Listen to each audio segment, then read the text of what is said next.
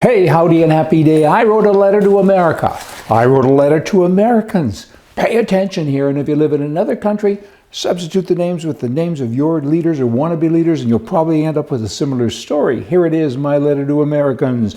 We have an employee that we hired 3.5 years ago. She was given numerous tasks, but completed none of them. She just had a performance review recently, and she failed, so she backstabbed her elderly supervisor. Now she's demanding a promotion and a raise in November.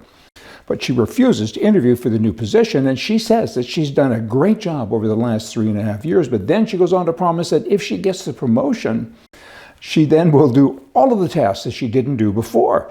But she won't do them now in order for us to understand why to give her the promotion.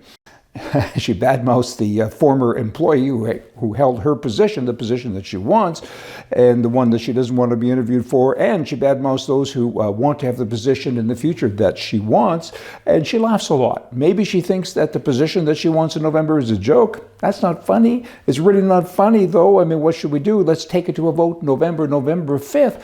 Wow, I'm dizzy. How are you all doing there? Son of a gun. I kind of think you can fill in the blanks with names. My, the world in which we live. You know, drugs. Drugs is an issue, and a lot of these politicians, they act like they're on drugs because they're in another place, aren't they? They're a bunch of zombies. It's kind of interesting, but, you know, all jokes aside, talking about the real situation with drugs.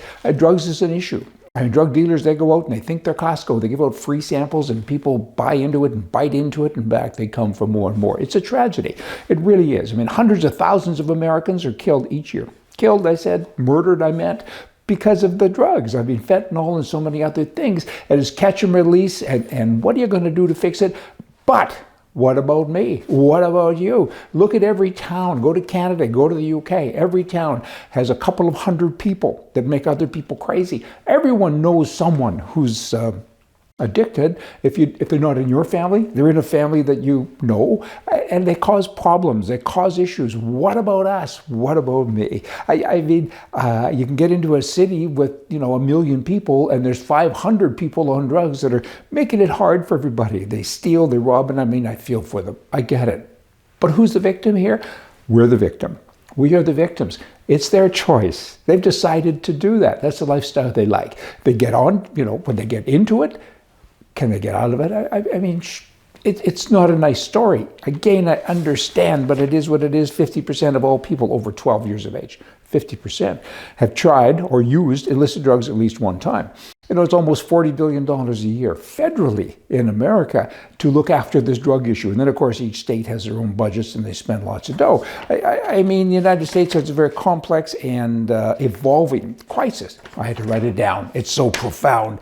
When it comes to substance use disorders, I mean, wow, millions and millions, not millions, tens of millions of people are affected. So what do we do?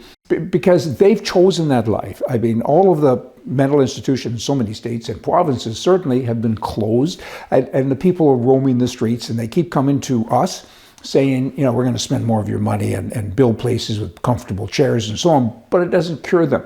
It really doesn't. So what do? Australia had a great idea many years ago. They took all the criminals and they exported them to Australia. But there are probably politicians there today. But maybe we need that. I mean, because again, it should be about us, and it isn't. So let's have a place we can call a zombie land. And as soon as you prove that you're one of them, that you're hurting other people because of your drug addiction, you go there. And there'll be places to help you, but there'll also be places with free drugs. You can have that style of life. I'd rather, as a taxpayer, do that. And what about me? And then at least it's kind of safe in my neighborhood, and I can walk downtown without being attacked by all these crazy people. But maybe they're not crazy. Maybe it's us, because they want that lifestyle. I used to think that they were victims, and I don't anymore. I'm a victim because they interfere with my lifestyle. And I think that they should go to what Australia was years ago. They too can end up running a country. They can be politicians as well. Fence off a little place up in the Yukon or Alaska and build the buildings, and will it be better for us? I think, and better for them, because they can live the style of life that they've chosen, or they can get better. They can pick. Just an idea, throwing it out there, brainstorming.